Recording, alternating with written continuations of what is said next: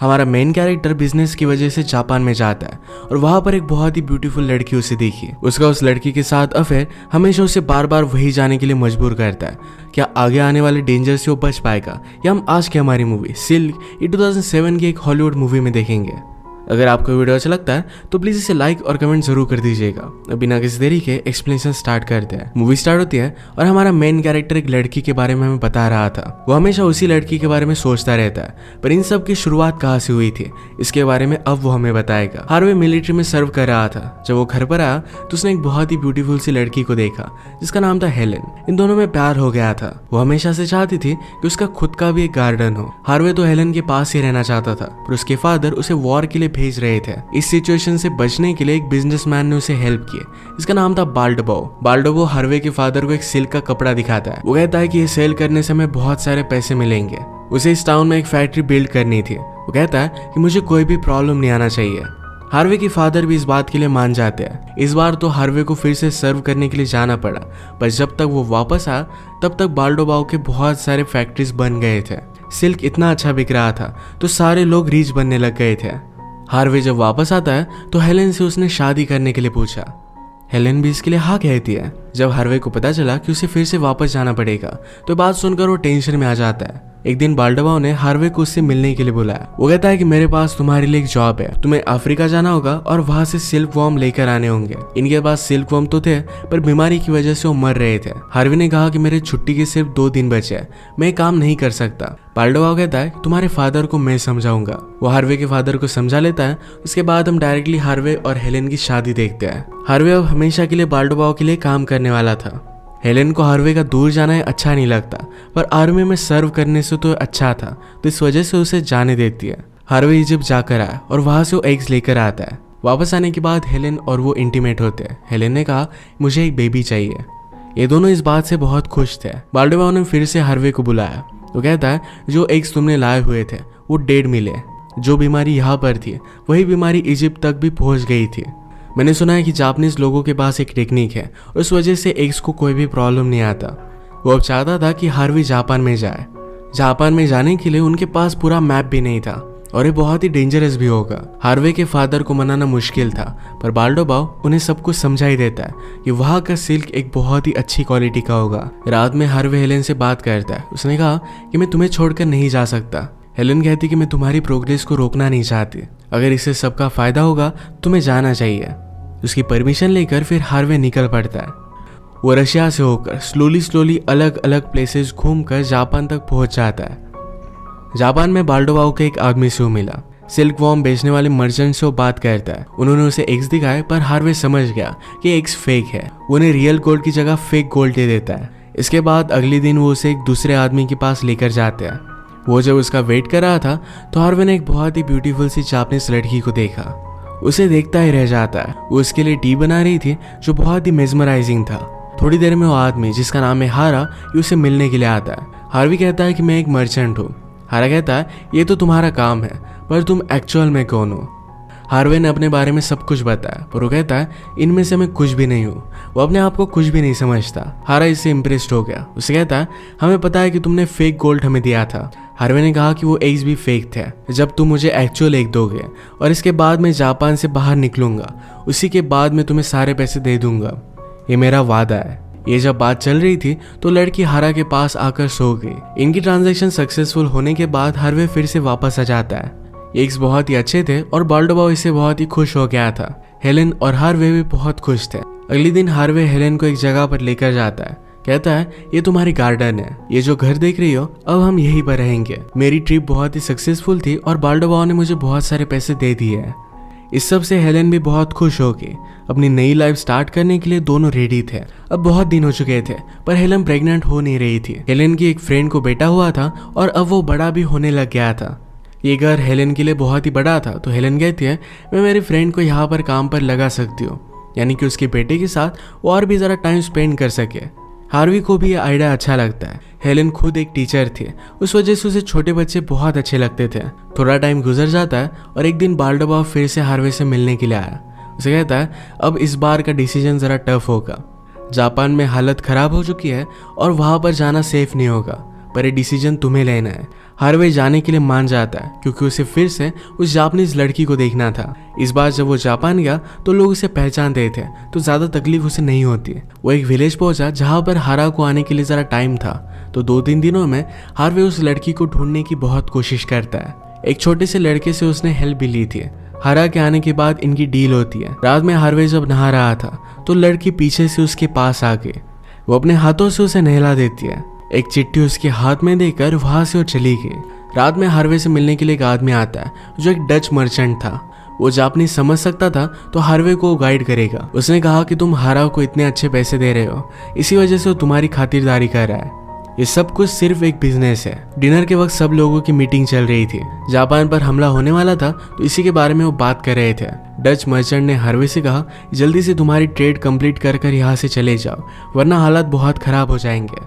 Dinner के वक्त भी वो लड़की और हार्वे एक दूसरे को ही देख रहे थे। हार्वे यहाँ से भाग सकता है तो हारा ने उसे यही रोकने के लिए उसके पास एक लड़की भेजी। हारा जिस लड़की से प्यार करता है वही लड़की उस दूसरी लड़की को लेकर आई थी। उन दोनों का हाथ एक दूसरे के हाथों में दे देती है और बाहर ही रुकी। वो लड़की हार्वे के साथ इंटीमेट होने लग गई। ये सब रियलाइज कर बाहर वो बहुत रोती है। उस रात के बाद हार्वे ने सुबह उसे ढूंढने की कोशिश की।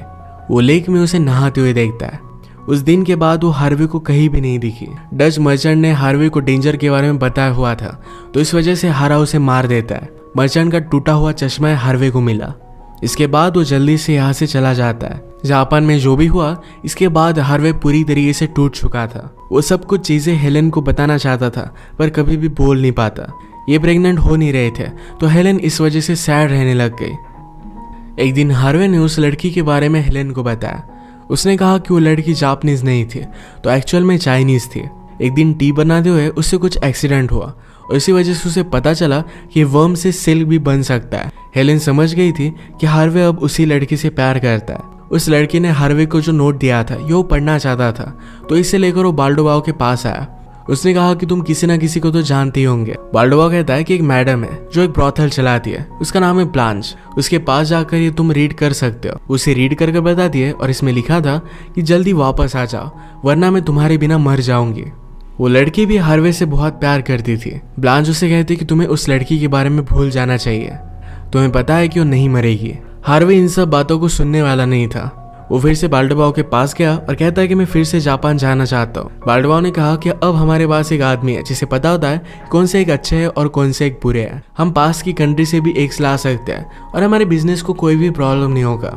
हार्वे ने कहा कि कुछ भी हो मैं फिर से जापान जाना ही चाहता हूँ। अगर तुम्हें नहीं तो किसी और को मैं एक सेल कर दूंगा, प्लीज मेरी हेल्प करो। इस बार जापान में वॉर बहुत ज्यादा बढ़ चुकी थी। वहां पर जाना खुदकुशी के बराबर था। हार्वे के फादर मान नहीं रहे थे पर फिर से एक बार बाल्डोबाओ ने उन्हें समझा दिया। हेलेन की बात भी हार्वे मानता है नहीं तो हेलेन बाल्डोबाओ के पास आई। उसे पूछती है क्या हार्वे को हम रोक सकते हैं या कुछ ना कुछ तो वे होगा ही। बाल्डोबाओ कहता है कि उसने ठान लिया है, अब हम उसे नहीं रोक सकते। वो जब फिर से जापानीज विलेज में गया तो पूरी तरीके से जल चुका था। हार्वे एक लड़के को जानता था तो उसने उसे फिर से ढूंढ लिया। वो कहता है कि मुझे हारा की लोकेशन चाहिए। वो लड़का उसे एक मैप बना देता है पर हार्वे ने कहा कि तुम मेरे साथ चलो। दूर से फिर उस लड़के ने जहाँ पर हारा ट्रैवल कर रहा था इसकी लोकेशन उसे बता दी। हार्वे उस लड़के को पैसे देता है और एज अ गिफ्ट एक दूरबीन भी उसने उसे दे दी। पर इसी दूरबीन में उस लड़की ने हार्वे को जो मैसेज भेजा था ये मैसेज भी था। नेक्स्ट सीन में हार्वे हारा से मिलता है। हारे ने कहा कि यहाँ पर वॉर चल रही है, हम तुम्हें कुछ भी हेल्प नहीं कर सकते, जल्दी से यहाँ से चले जाओ। रात भर हार्वे यही पर रुका। सुबह हुई तो उसने देखा जिस छोटे लड़के ने उसे हेल्प की थी उसे टांग दिया गया था। हारा को उस लड़के के पास वो चिट्ठी मिल गई थी। उसे भी पता चल गया था कि उसकी गर्लफ्रेंड हार्वे से प्यार करती है। इसी वजह से उसने उस लड़के को मार डाला। यहाँ से जाने के लिए हार्वे को लास्ट वार्निंग देता है। हार्वे को उससे एग्स नहीं मिले थे तो किसी और जगह से उसने एग्स लिए और वो जल्दी से फिर से अपनी कंट्री में आ गया। पर तब तक समर स्टार्ट हो गया था। एग्स हैच हो गए थे और सब वॉर्म्स मर चुकी थी। हार्वे आजकल पूरी तरीके से डिप्रेस्ड हो गया था। एग्स ना मिलने की वजह से उनकी मिल्स भी बंद होने लग गई थी। एक दिन बाल्डोबाओ आकर हार्वे से बात करता है। कहता है कि तुम्हारे साथ जापान में जो भी हुआ इसके बारे में तुम्हें किसी न किसी से तो बात करनी चाहिए। हार्वे ने कहा कि ये जरूरी नहीं है, मैंने एग्स नहीं लाए और इस वजह से अब हमारे पास पैसे भी नहीं है। विंटर में हम स्टार्व करेंगे। हमें कुछ ना कुछ तो करना चाहिए। बाल्डो के पास कुछ भी आइडिया नहीं था, तो हार्वे कहता है इस गार्डन में हम प्लांटिंग करेंगे, इससे हमारे पास फूड होगा और सब लोगों को काम मिलेगा। इनका विंटर बहुत अच्छे से गुजर गया। एक दिन हार्वे को जापान से एक चिट्ठी आती है। ये चिट्ठी लेकर वो फिर से ब्लांच के पास पहुंचा। ब्लांच उससे कहती है मैंने तुमसे कहा था कि फिर से उस लड़की के बारे में सोचना मत, ये लास्ट टाइम मैं तुम्हारे लिए ट्रांसलेट कर दूंगी। इस चिट्ठी में लिखा था कि वो लड़की और हार्वे अगर एक दूसरे के साथ इंटीमेट होते हैं तो ये कैसा होता। इसे डिस्क्राइब करने के बाद वो लड़की लिखती है ये जो हमारे पास मूवमेंट है, यही मूवमेंट इंपॉर्टेंट था। हम कितना भी एक दूसरे के पास रहे पर फिर भी इनफ नहीं होगा। इसे हमारी लास्ट मुलाकात समझकर हमेशा मुझे भूल जाओ। इसके बाद थोड़ा टाइम गुजर जाता है। फ्रांस और जापान के बीच में एक ट्रीटी हुई थी और इस वजह से वो इम्पोर्ट एक्सपोर्ट कर सकते थे। हार्वे फिर से कभी भी उस लड़की से मिलने के लिए नहीं गया। साल बीतते गए पर हेलन प्रेग्नेंट नहीं हुई। उसे छोटे बच्चे बहुत पसंद थे। अपने फ्रेंड के बेटे को ही अपना बेटा वो मानती है। अपनी रियलिटी को उन्होंने एक्सेप्ट कर लिया था। हार्वे को लगता है कि अब सब कुछ ठीक हो चुका है, पर उनकी खुशी ज्यादा टाइम तक नहीं चली। एक दिन हेलन अचानक से चक्कर आकर नीचे गिर जाती है। उन्होंने बहुत सारे डॉक्टर्स को दिखाया पर उसकी बीमारी बढ़ती जा रही थी। एक दिन हेलन अपने फ्रेंड के बेटे से बात करती है। कहती है मेरे जाने के बाद हार्वे बहुत ही अकेला हो जाएगा, उसका तुम ख्याल रख। हेलन हार्वे से कहती है जब तुमने फर्स्ट टाइम मुझे लैंड दिखाई थी तो कहा था कि हम दोनों यहीं पर ओल्ड होंगे, अब ये पॉसिबल नहीं हो पाएगा। इस बात से वो बहुत रोते हैं। हेलन की फिर डेथ हो गई थी। बाल्डेबाउ हमेशा एक ही हाथ से गेम खेलता था। एक स्पेसिफिक शॉट था जो वो लेना चाहता था। फाइनली वो लेने में वो सक्सीड हो गया। उसने डिसाइड किया था कि जिस दिन वो सक्सीड होगा उस दिन वो सब कुछ छोड़कर हमेशा के लिए चला जाएगा और वो एक्चुअल में हार्वे से अलविदा लेकर वहां से चला जाता है। हार्वे फिर से ब्लांच से मिलने के लिए आया और उसे पता चलता है ब्लांच अब पेरिस में है। पेरिस में जाकर हर जगह पर उसने उसे ढूंढा। फाइनली उसे मिल गई। उसे पूछता है क्या वो लेटर तुमने लिखा था। ब्लांच कहती को लेटर मैंने नहीं तो हेलेन ने लिखा था। जब वो सब कुछ चीज़ें मुझे बता रही थी तो उसकी आंखों में आंसू थे। उसका आवाज़ में कभी भी भूल नहीं सकती। हमेशा तुम उस दूसरी लड़की से प्यार करते रहे, पर हेलेन चाहती थी कि हमेशा के लिए तुम उससे प्यार करो। हार्वे बहुत पछता है। कहता है एक्चुअल प्यार तो मैंने हेलेन से किया था। अपने हर सफर में वो हेलेन को याद करता रहता था। हेलेन के फ्रेंड का लड़का हमेशा हार्वे से बात करता है, उसे अकेला महसूस होने नहीं देता। ये जो सारी स्टोरी थी ये हार्वे ने उसे ही बताई थी। मरने से पहले हेलेन ने हार्वे को एक लेटर लिखा था जिसमें लिखा था हमने जो मोमेंट्स एक साथ बिताए ये हमारे लिए इनफ थे। मैं हमेशा तुम्हारे पास ही रहूंगी, तुम हमेशा मुझे महसूस करते रहोगे। फाइनली हार्वे उस जापान के लेक में हेलेन को इमेजिन करता है। उसने फिर से उसे प्यार तो किया पर शायद बहुत ही लेट हो चुका था। इसी के साथ ये मूवी एंड हो जाती है। ये मूवी हमें बता कर जाती है कि गलत डिसीजन की वजह से रिग्रेट कैसे होते हैं। अगर आपको एक्सप्लेनेशन अच्छा लगा तो प्लीज़ इसे लाइक और कमेंट ज़रूर कर दीजिएगा। मैं बहुत सारी मूवीज़ लेकर आते रहता हूँ, तो प्लीज़ इस चैनल को सब्सक्राइब कर दीजिए और बेल नोटिफिकेशन आइकॉन दबाना मत भूलिएगा। हम फिर से मिलेंगे और एक नई मूवी के साथ। तब तक के लिए थैंक यू और आप अपने आप का ख्याल रखिए।